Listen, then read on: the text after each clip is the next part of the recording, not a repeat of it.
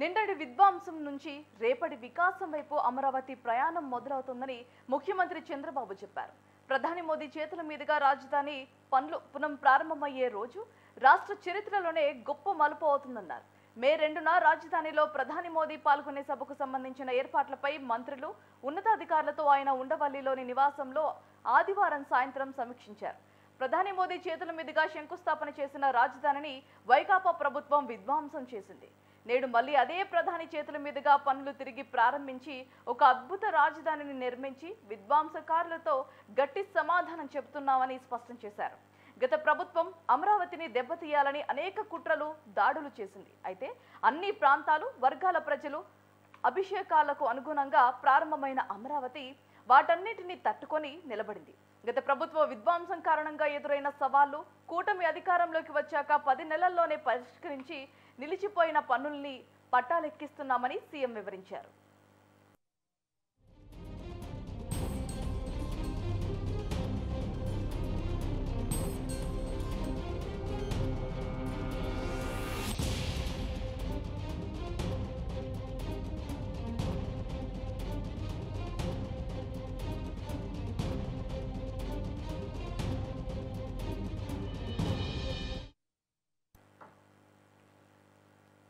నాది ఆంధ్రప్రదేశ్, నా రాజధాని అమరావతి అని రాష్ట్రంలోని ప్రతి పౌరుడు చెప్పేలా అమరావతి నిర్మాణం జరుగుతోందని చంద్రబాబు తెలిపారు.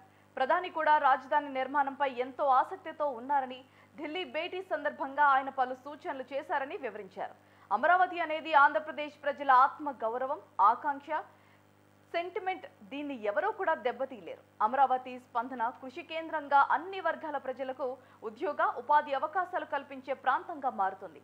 ప్రజా రాజధాని అనే ఆంధ్రుల స్వప్నాన్ని కుట్రలు, కుతంత్రాలతో ఎవరూ దెబ్బతీయలేరని చెప్పేందుకే మళ్లీ దేశమంతా గుర్తించేలా అమరావతి పనులను ప్రధాని చేతుల మీదుగా పునః చేస్తున్నామని అన్నారు.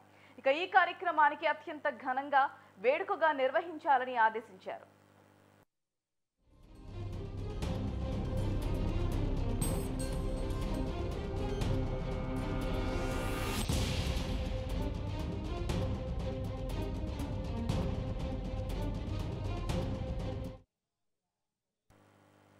రాజధాని పనుల పునః ప్రారంభం సభకు హాజరయ్యే ప్రజలకు అసౌకర్యం కలగకుండా అన్ని చర్యలు తీసుకోవాలని, ట్రాఫిక్ అంతరాయం లేకుండా చూడాలని చంద్రబాబు అధికారులను ఆదేశించారు. కార్యక్రమ నిర్వహణకు సంబంధించిన వివరాలను అధికారులు ఆయనకు ప్రెజెంటేషన్ ద్వారా వివరించారు. ఎండల తీవ్రత దృష్ట్యా దూర ప్రాంతాల నుంచి సభకు వచ్చే వారికి తాగునీరు, ఆహారం అందించాలి. భద్రతా పరంగా కూడా పటిష్ట ఏర్పాట్లు చేయాలి. సామాన్య ప్రజలు ఇబ్బంది పడకుండా వేదిక వద్దకు చేరుకోవాలి. ముఖ్యంగా రాజధాని ప్రాంతంలోని గ్రామాల ప్రజలకు ఎక్కువ భాగస్వామ్యం ఉంటుంది. వారంతా సభకు రావాలని భావిస్తారు. రవాణా సహా ఇతర అంశాలపై ఎప్పటికప్పుడు వారికి సూచనలు, ప్రకటనలు చేయాలి. వారికి ఇబ్బంది కలగకుండా చూడాలి అని సూచించారు. సమావేశంలో మంత్రులు పయ్యావుల కేశవ్, అనగాని సత్యప్రసాద్, నారాయణ, కొల్లు రవీంద్ర, మనోహర్, సత్యకుమార్తో పాటు డీజీపీ హరీష్ కుమార్ గుప్తా, వివిధ శాఖల అధికారులు హాజరయ్యారు.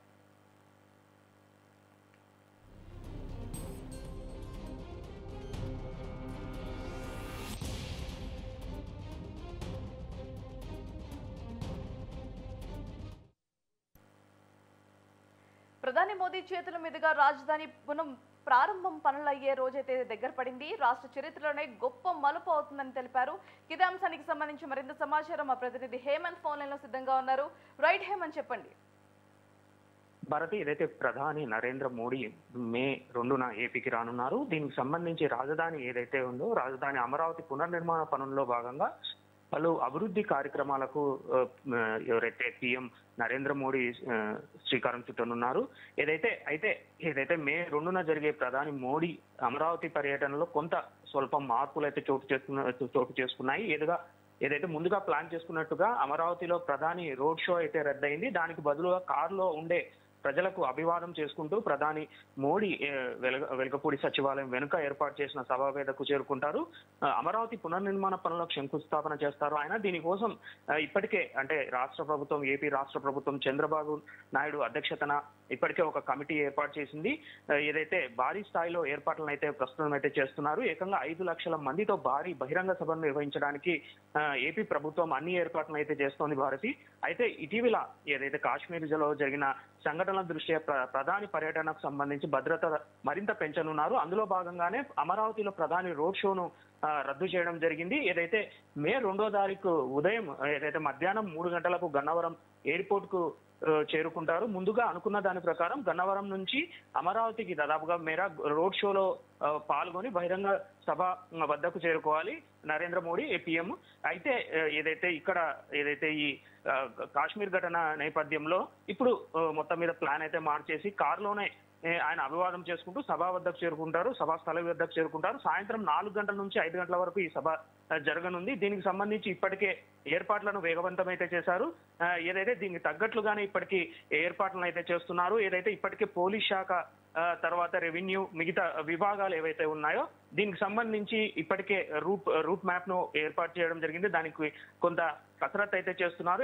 ఎక్కడైతే రోడ్లు ఉన్నాయో ప్రధానంగా దానికి మొత్తం మీద పూడ్చివేయాలని ఇప్పటికే సూచించడం జరిగింది. ఏదైతే ప్రధాని సభకు సంబంధించి వచ్చే వాహనాల కోసం మొత్తం 11 పార్కింగ్ ప్రాంతాలను ఏర్పాటు చేస్తున్నారు. మొత్తం 8 రోడ్ల ద్వారా సభా వద్దకు చేరుకునేట్లు అంటే ప్రజలు ఎవరైనా అవ్వచ్చు, మిగతా వారు ఎవరైనా అవ్వచ్చు, మొత్తం సభా వేదికకు చేరుకునేందుకు 8 రోడ్ల ద్వారా ఇప్పటికే ఏర్పాట్లు అయితే చేస్తున్నారు. అలాగే ఏదైతే మంగళగిరి నుంచి 2 రోడ్లు, అట్లాగే తాడేపల్లి నుంచి, అలాగే ప్రకాశం బారేజ్ నుంచి, తాడికొండ నుంచి, అలాగే హరిశ్చంద్రపురం నుంచి కూడా ఒక రోడ్డు ఏదైతే ఈ ప్రధాన రూట్లన్నీ ఇక్కడికి ఏదైతే సభాస్థలికి చేరుకునేలాగా ఇప్పటికే రూట్ మ్యాప్ ఒకటి సిద్ధం చేశారు. ప్రజలంతా ఎక్కడ ఇబ్బందులు పడకుండా, వాహనాలకు ఎక్కడ రాకపోకలకు ఎలాంటి ఇబ్బందులు లేకుండా, ట్రాఫిక్ జామ్ కాకుండా మొత్తం మీద అయితే ఈ మొత్తం ఈ రూట్లనంతా 8 రోడ్ల ద్వారా అయితే కనెక్ట్ చేసి సభా వేదికకు ప్రజలు వచ్చేటట్లుగా ఏర్పాట్లు అయితే చేశారు. దీనికి సంబంధించి ఇప్పటికే ఎవరైతే పోలీస్ శాఖ అవ్వచ్చు, అలాగే సిఆర్డీఏ అధికారులు ఆదేశించినట్లుగా ఇప్పటికే మంత్రి చెప్పడం జరుగుతోంది. ఏదైతే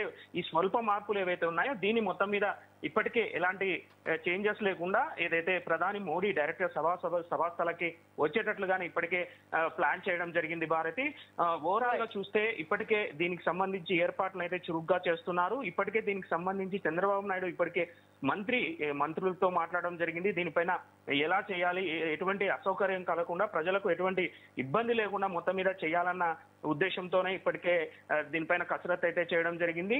ఏదైతే ముఖ్యంగా సీఎం చంద్రబాబు నాయుడు చెప్తున్నట్లుగా ప్రజల ఆత్మగౌరవానికి సంకేతంగా అమరావతి రాజధాని నిర్మాణం ఉంటుందని ఆయన చెప్పడం జరుగుతుంది. ఏదైతే అమరావతి సంపద సృష్టి కేంద్రంగా మారుతుందని ఇప్పటికే ఆయన చెప్పడం జరుగుతుంది. ఇప్పటికే దీనికి సంబంధించి మంత్రులు ఎవరైతే ఉన్నారో నిన్న చంద్రబాబు ఎవరైతే ఉండవల్లిలో చంద్రబాబుతో పాటు మంత్రులు ఉన్నతాధికారులతో నిన్న సమీక్ష సమావేశం నిర్వహించారు. బహిరంగ సభ అలాగే భద్రతా ఏర్పాట్లపైన ఉన్నతాధికారులకు ఎవరైతే ముఖ్యమంత్రి దిశానిర్దేశం చేయడం జరిగింది. ఏదైతే ఓవరాల్ గా చూస్తే అంటే ఇక్కడ ఈ రాజధాని నిర్మాణానికి సంబంధించి పునర్నిర్మాణానికి సంబంధించి ఏర్పాట్లన్నీ పకడ్బందీగా ఉండాలని ఇప్పటికే అధికారులకు ఆయన సీఎం పలు సూచనలు అయితే చేయడం జరిగింది. వివిధ జిల్లాల నుంచి వచ్చే ప్రజలకు అసౌకర్యం కలగకుండా ట్రాఫిక్ ని అంతరాయాలు లేకుండా చూడాలని, అలాగే ఎండల తీవ్రత అంటే ఇప్పటికే ఏపీలో బాగా ఎండల తీవ్రత పెరిగింది. దీని దృష్ట్యా దూర ప్రాంతాల నుంచి వచ్చి సభకు వచ్చే వారికి తాగునీరు అలాగే ఆహారం అందించాలని సీఎం సూచించడం జరిగింది. అలాగే భద్రతా పరంగా పటిష్టమైన ఏర్పాట్లు చేయాలని చెప్పడం జరుగుతోంది. ముఖ్యంగా రాజధాని గ్రామాల నుంచి ఎక్కువగా ఈ ప్రజలు ఇక్కడికి చేరుకునే అంటే అమరావతి పునర్నిర్మాణంలో భాగస్వామ్యం అయ్యే అవకాశం ఎక్కువగా ఉంది కాబట్టి వారికి కూడా ముఖ్యంగా వారికి కూడా ప్రాధాన్యతనిస్తూ అక్కడి నుంచి సభాస్థలికి చేరుకునేటట్లుగా ఏర్పాట్లు చేయాలని ఇప్పటికే సీఎం అధికారులకు దిశానిర్దేశం చేయడం జరిగింది. Bharati. Right, thanks for the update Hemant.